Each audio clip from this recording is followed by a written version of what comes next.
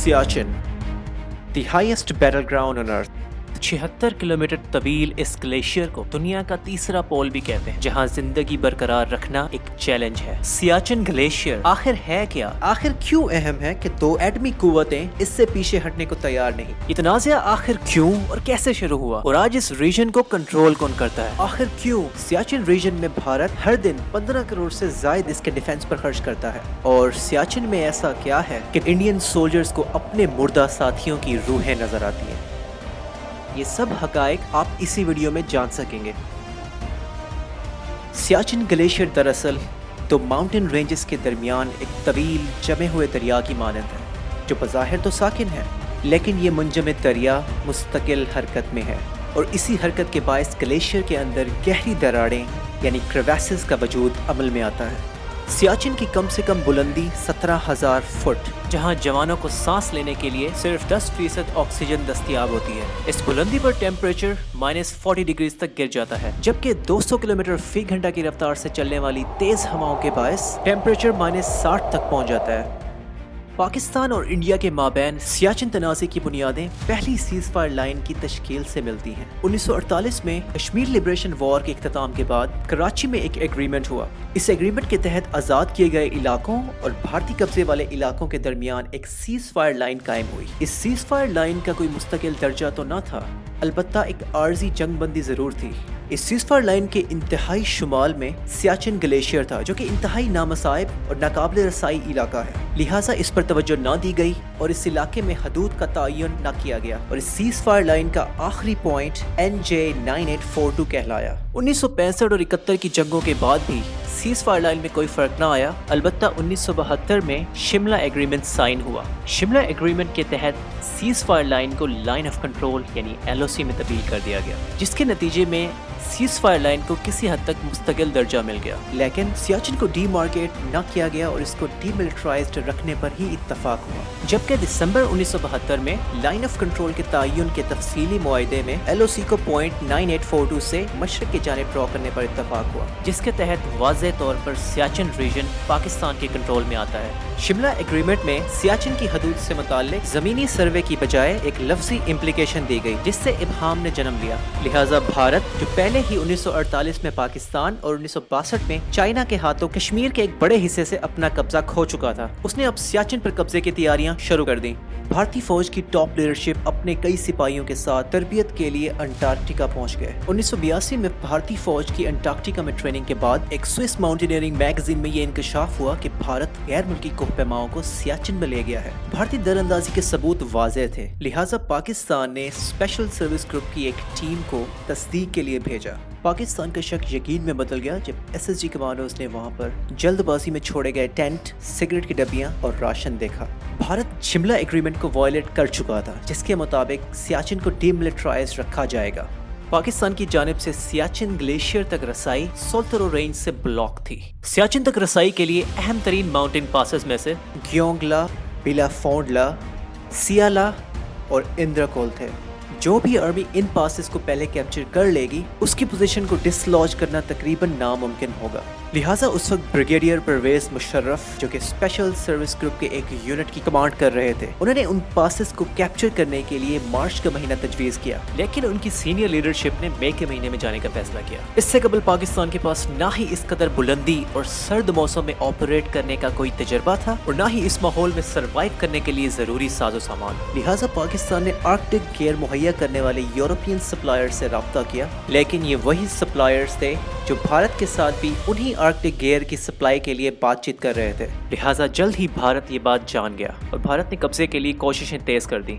मई 1984 में जब प्लान के मुताबिक पाकिस्तानी कमांडो सियाचिन में दाखिल हुए तो बहुत देर हो चुकी थी, क्योंकि भारत पहले ही तमाम अहम माउंटेन पासेस पर कब्जा कर चुका था और तमाम ऊंचाई वाली पोजीशंस पर अपनी पोस्ट मुस्तहकम बना चुका था। भारत ने अपनी इस दरअंदाजी को ऑपरेशन मेघदूत का नाम दिया, जिसके तहत डीमिलिटराइज्ड इलाके में खाली जगहों पर अपनी पोजीशन संभाल ली। लेकिन भारत के इरादे यहाँ तक महदूद नहीं थे, लिहाजा भारत की पेशकदमी को महदूद करने और अपनी पोस्ट को वापस लेने के लिए कई ऑपरेशंस किए गए। लेकिन बुलंदी पर मौजूद मुस्तहकम भारतीय पोजीशंस को डिसलॉज करना इंतहाई मुश्किल टास्क था, लेकिन भारत ने इस कब्जे को बरकरार रखने के लिए शदीद कैजुअलिटीज उठाई। भारत आज तक सियाचिन के बेशतर हिस्से पर काबिज है। सियाचिन एक इंतहाई अहम स्ट्रेटेजिक लोकेशन पर वाक़ है, क्योंकि सियाचिन वो पॉइंट है जहाँ पर चाइना, पाकिस्तान और मकबूजा कश्मीर की सरहद मिलती है।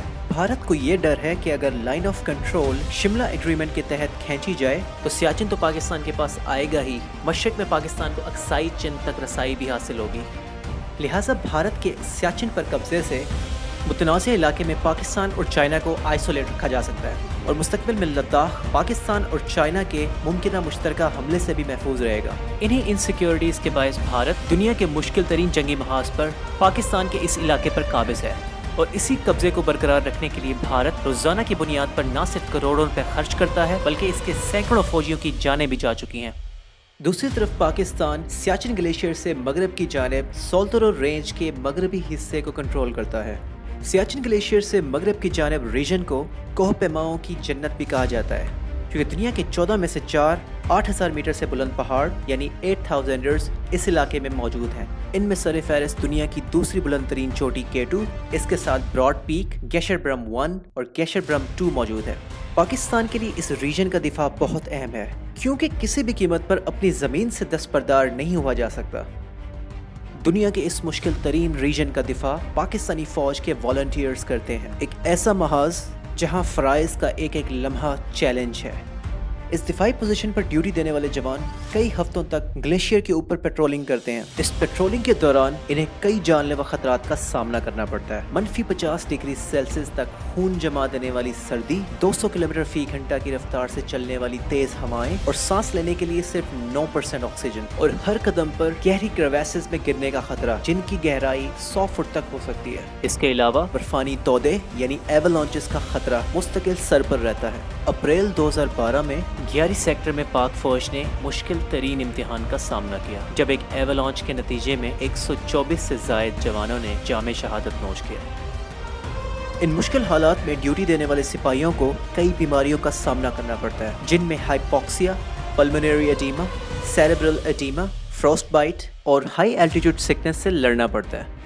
बुलंदी पर इंतहाई कम ऑक्सीजन में वक्त गुजारने वाले माउंटेनियर्स और सोल्जर्स को हेलुसिनेशंस का सामना भी करना पड़ता है। हेलुसिनेशंस एक ऐसी कैफियत है जिसमें इंसान के हवास कुछ ऐसी चीजें महसूस करते हैं जिनका हकीकत में कोई वजूद नहीं होता।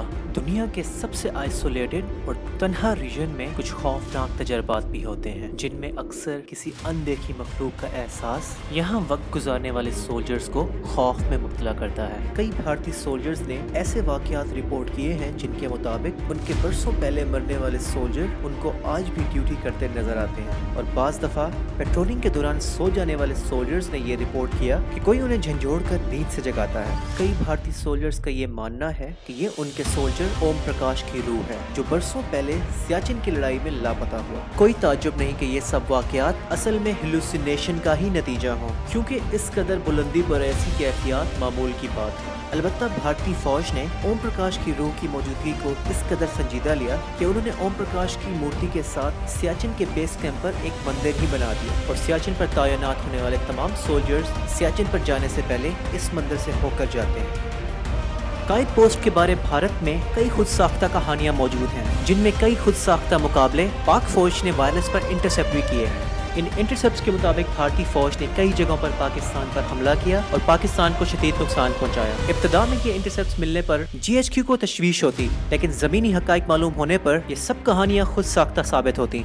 पाकिस्तानी लीडरशिप भारतीयों की इस मुनफरिद स्ट्रेटजी पर बहुत एंटरटेन होते, लेकिन इनकी हैरत में इजाफा तब हुआ जब इन जाली मुकाबलों की बुनियाद पर भारत ने आला फौजी एजाज़ात देना शुरू कर दिए। बहरहाल इसमें कोई ताज्जुब नहीं, क्योंकि ये वही डेल्यूजनल भारतीय फौज है जिन्होंने हालिया 2019 में पाकिस्तानी हदूद में 300 लोगों को मारने का दावा किया। साथ ही उन्होंने MiG-21 से F-16 गिराने का मज़े का खेज दावा भी कर डाला, जबकि वो इन खुद साख्ता दावों को कभी साबित न कर सके। सियाचिन तनाज़े की इब्तदा और इस पर भारतीय कब्जे की वजूहात में दर्ज झेल नुकात शामिल हैं। इसमें बुनियादी तौर पर भारत की मकाराना फितरत और शिमला मुआहदे की खिलाफ वर्जी है, जबकि पाकिस्तान की जानिब से इसके दिफा के लिए नाकिस इंटेलिजेंस और लीडरशिप की जानिब से नामुकम्मल तैयारी थी, क्योंकि पाकिस्तान ने शिमला मुआहदे को भारत के साथ म्यूचुअल अंडरस्टैंडिंग समझा और भारतीय इरादों को न जान सके। अलबत्ता बाद अज़ां मौसर जवाबी कार्रवाई से भारत की पेशकदमी रोकी गई और इस रीजन में वाक़ अहम तरीन ग्लेशियर्स और चोटियों का दिफा किया गया। इस दिफाई लाइन से मगरब की जानिब 4 8000ers वाक़ हैं, लिहाजा इस रीजन की अहमियत वाज़ेह है। जबकि सल्तोरो रिज के मशरकी ढलान और मेन ग्लेशियर आज भी भारत के पास है। सियाचिन के मुश्किल तरीन हालात के बायस इस रीजन को डीमिलिटराइज करने के लिए कई दफ़ा बात हुई, लेकिन भारत चाहता है कि इससे पहले पाकिस्तान को एक्चुअल ग्राउंड पोजीशन को मानना पड़ेगा। एक्चुअल ग्राउंड पोजीशन वो लाइन है जहां तक भारत सियाचिन को कंट्रोल करता है, जबकि पाकिस्तान शिमला मुआहदे के तहत माने गए अपने इलाके से दस्तबरदार होने को तैयार नहीं, और पाकिस्तान आज भी तमाम तर मुश्किलात के बावजूद अपनी दिफाई लाइन पर कायम है और इसके मुनसिफाना हल तक इसका दिफा जारी रखेगा।